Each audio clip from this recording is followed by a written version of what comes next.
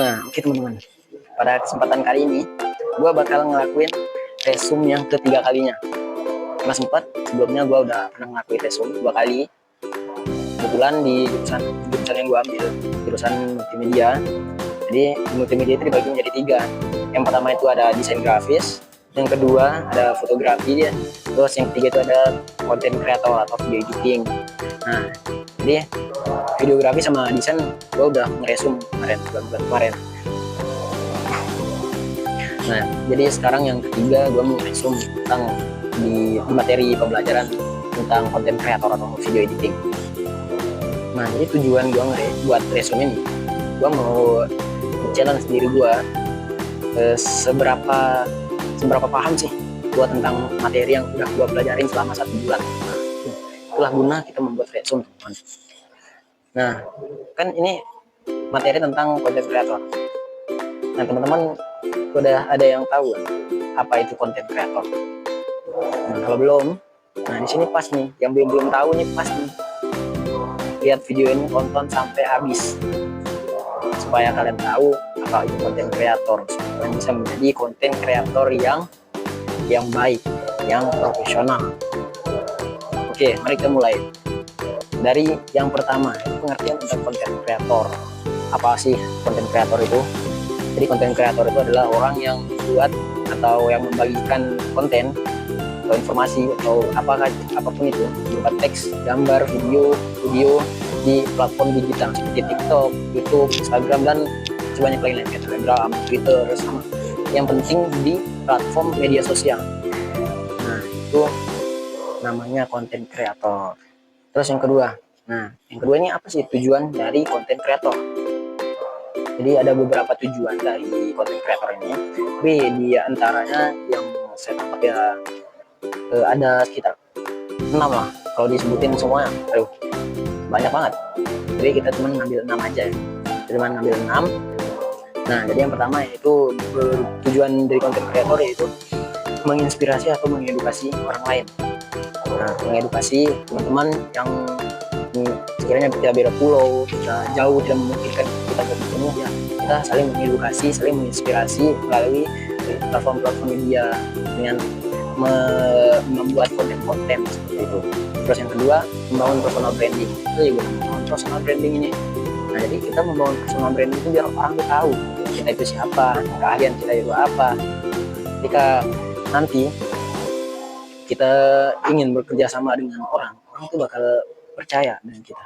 Orang itu bakal mudah untuk mengajak kita berkolaborasi untuk bekerja sama karena sudah ada personal branding kita. Personal branding kita itu udah bagus seperti itu. Terus yang ketiga, menghasilkan uang atau disebut monetisasi.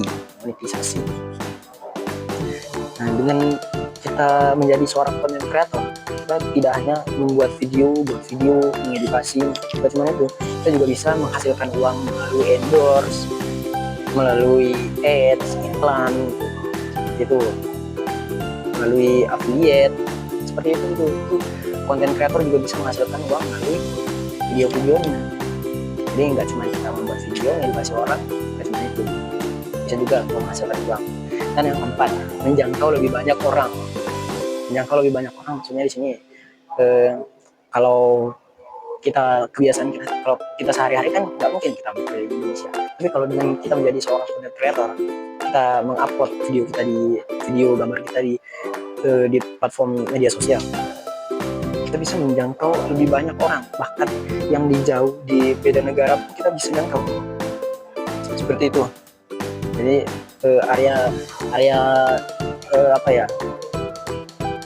area jangkauan orang untuk mengetahui kita itu lebih besar. Terus yang kelima, membangun komunitas atau tribe sendiri. Dengan kita menjadi content creator, kita bisa membangun komunitas sendiri. Misalnya bisnis atau kita buat freelance tentang belajar content creator, belajar menjadi content creator yang profesional. Kita bisa tuh merekrut tim, merekrut orang supaya bekerja sama kita, supaya mau kerja tim dengan kita, mau kerja sama kita untuk membangun bisnis kita, membangun bisnis kita lah.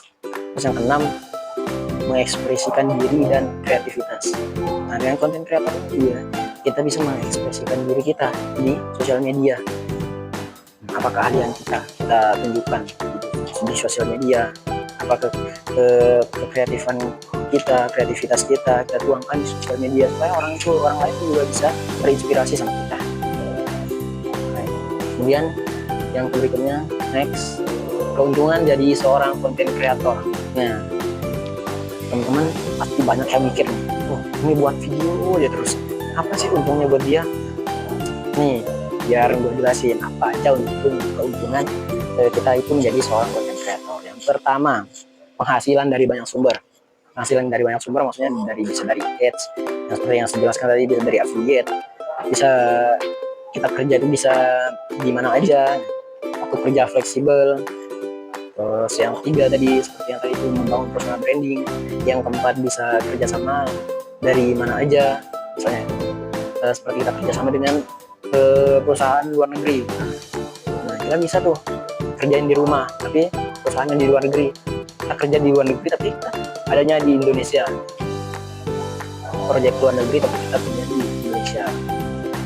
Terus menyalurkan passion dan kreativitas, seperti yang tadi, mengekspresikan diri, menuangkan kreativitas kita di sosial media. Terus yang keenam itu punya komunitas sendiri, sama seperti yang saya jelaskan tadi. Terus peluang karir luas,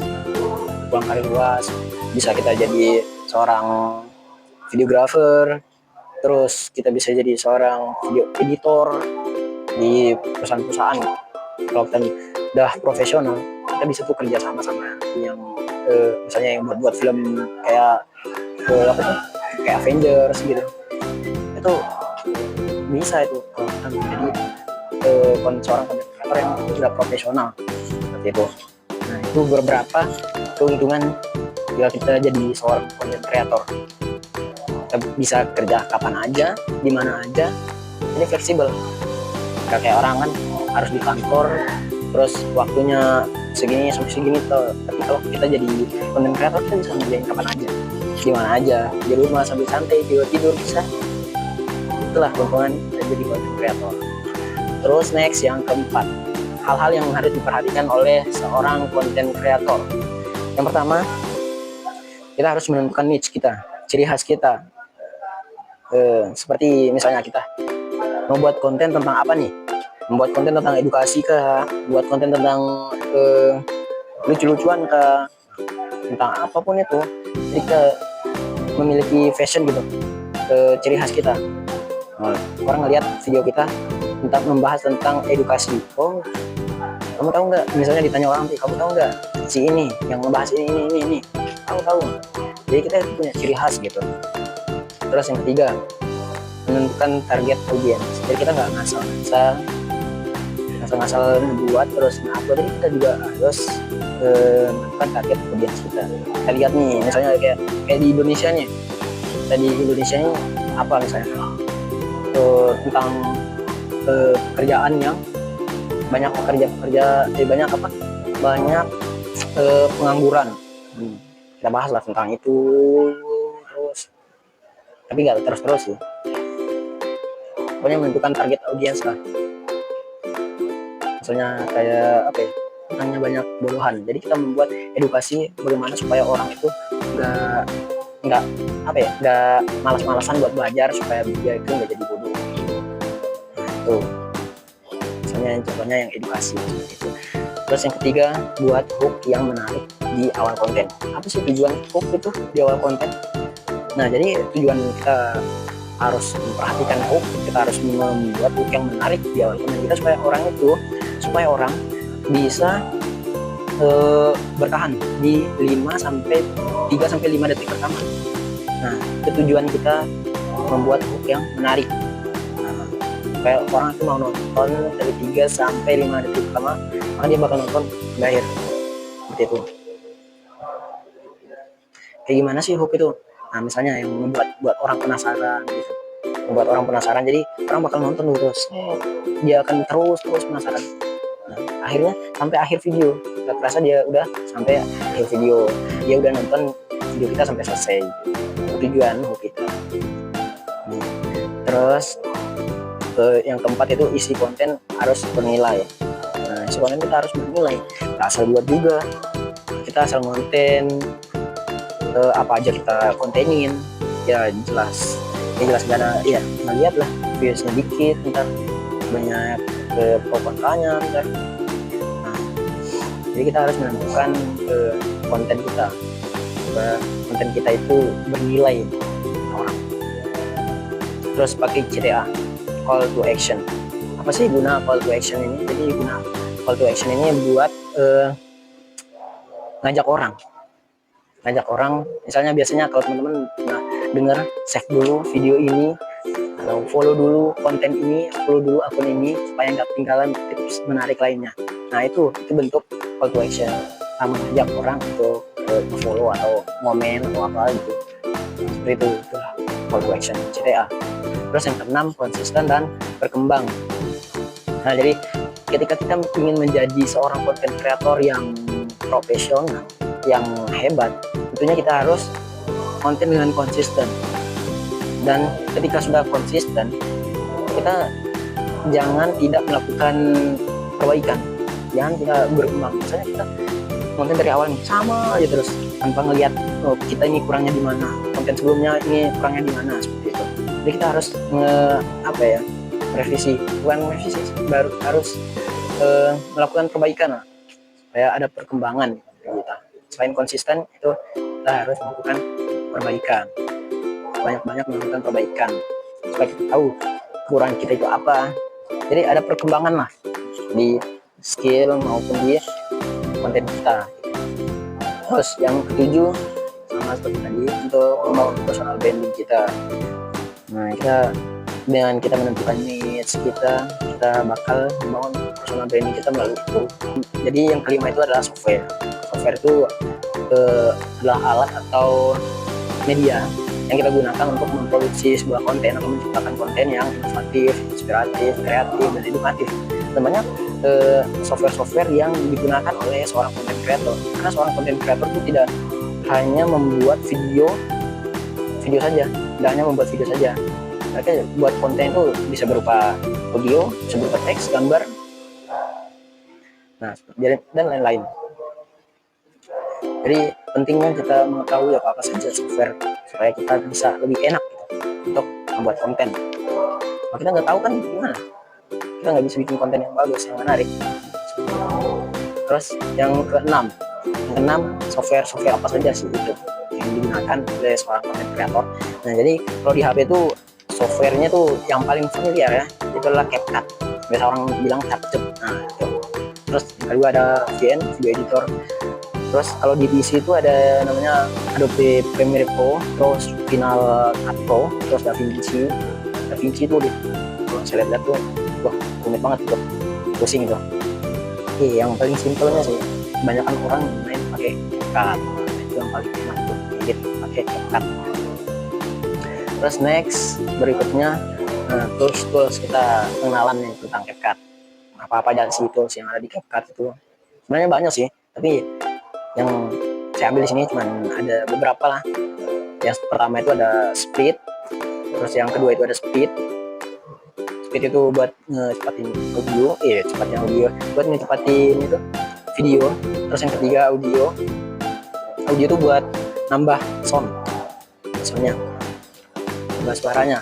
Misalnya kita punya rekaman suara, kita mau tambah situ bisa, kita mau tambah backsound bisa di situ. Terus audio, terus teks itu buat kita naruh teks di video. Misalnya ada translator otomatis, misalnya di terus teks itu ntar kalau di chat ada dia CC otomatis, nah translate otomatis banyak. Terus yang kelima itu adalah efek. Kalau kalian lihat efek api atau efek apapun itu, ini terusnya efek di CapCut. Terus filter, misalnya ada yang videonya blur, awalnya blur, terus berikutnya itu nggak blur, itu pakai filter itu. Terus overlay ini gunanya untuk kita menambah lapisan. Misalnya nih misal video kita yang pertama ini, terus kita mau tambah lagi di depannya ada video gitu, misal kayak yang orang-orang bilang aku pernah melihat desain seperti ini, nah, terus ada muncul tuh di atasnya tuh, nah itu pakai overlay ditambahnya, ditambah pakai overlay, jadi dia nambah overlaynya, terus foto atau videonya tuh dikecilin terus dipindah, digeser ke atas ini, itu guna overlay. Terus yang berikutnya itu auto caption kayak tadi, otomatis misalnya kayak saya lagi bicara kayak ini nih, nah ntar biasanya ada subtitlenya di sini nih, nah itu gunanya auto caption. Terus yang ke-11 yang berikutnya itu ada transition, yaitu transisi di antara, biasanya ditaruh di antara perpindahan footage gitu. Misalnya footage pertama terus mau pindah footage kedua itu pakai ada kayak glitch atau cahaya gitu, nah itu transisi, atau gelap dulu baru nyambung lagi ke footage berikutnya, itu namanya transisi ya. Transisi biasanya orang sebutnya itu biasanya transisi. Terus yang ketiga remove background. Nah, remove background itu buat apa sih bang? Nah remove background itu buat menghapus background, dari namanya aja remove background, nah, hapus background seperti itu. Misalnya saya nih di video ini pengen background lain, bukan background ruangan ini, nah jadi nanti kita tuh ngepencet di CapCut itu ada, kalau kita geser nanti ada yang namanya remove background, ini bakal yang putih-putih ini bakal kehapus dia.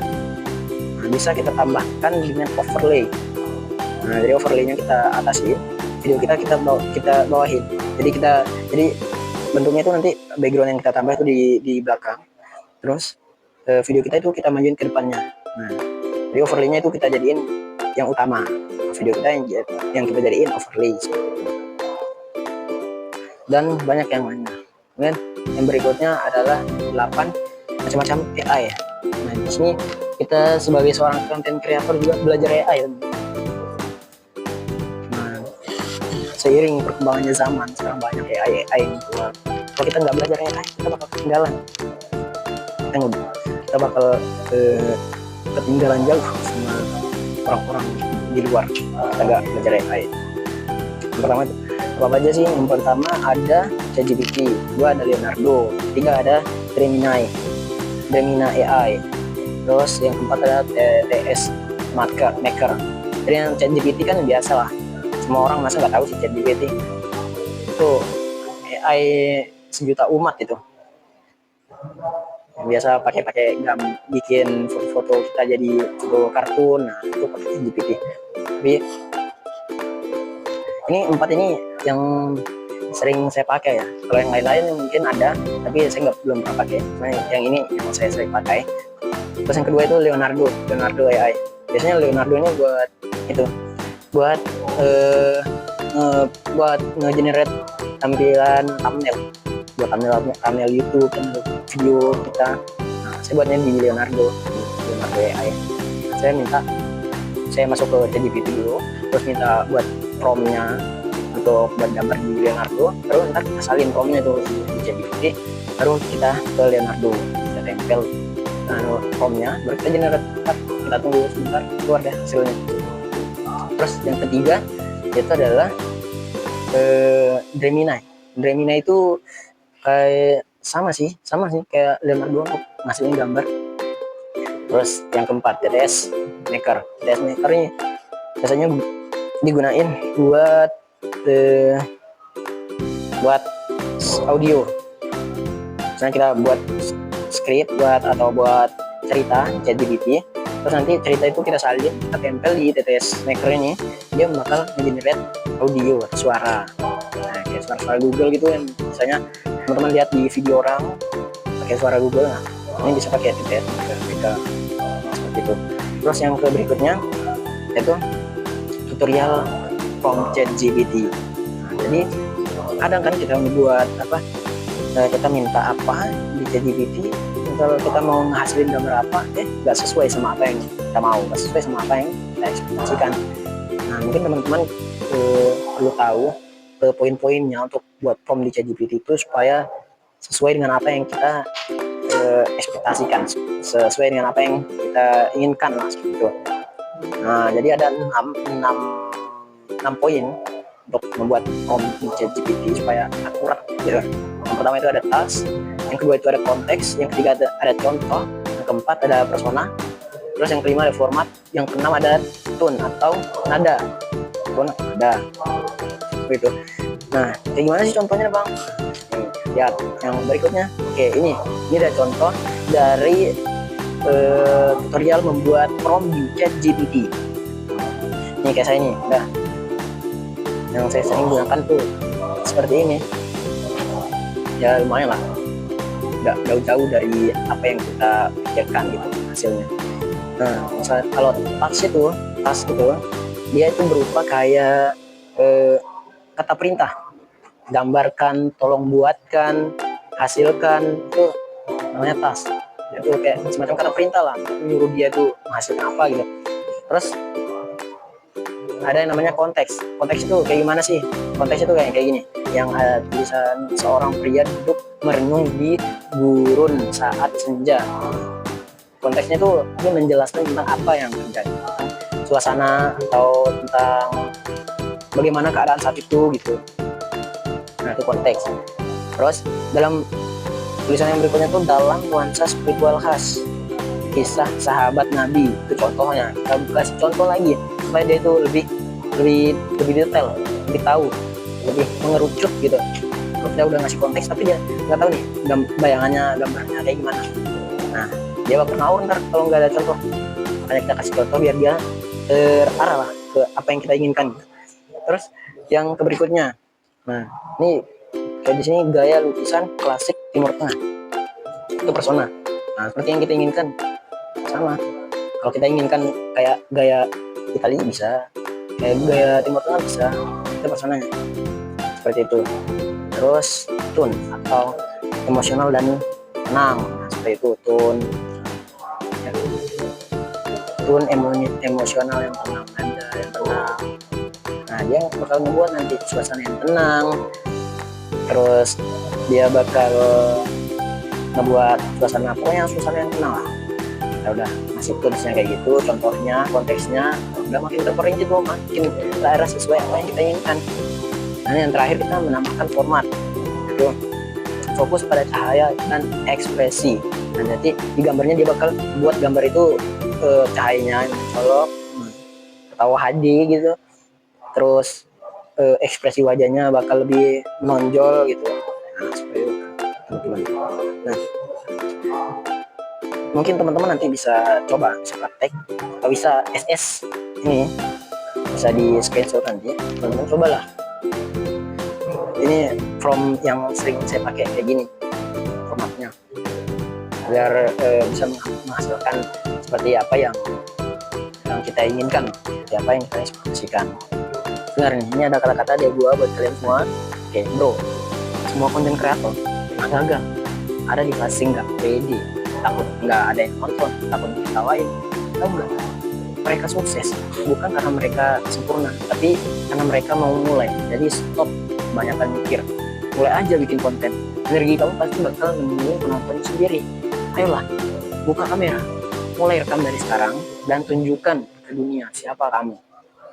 Let's grow together on this journey to success. Go. Ya mungkin yang sekian dari gua. Jika kalian suka bisa share dan komen, dan juga bisa save video ini, save supaya tidak lupa. Ingat save. Assalamualaikum warahmatullahi wabarakatuh.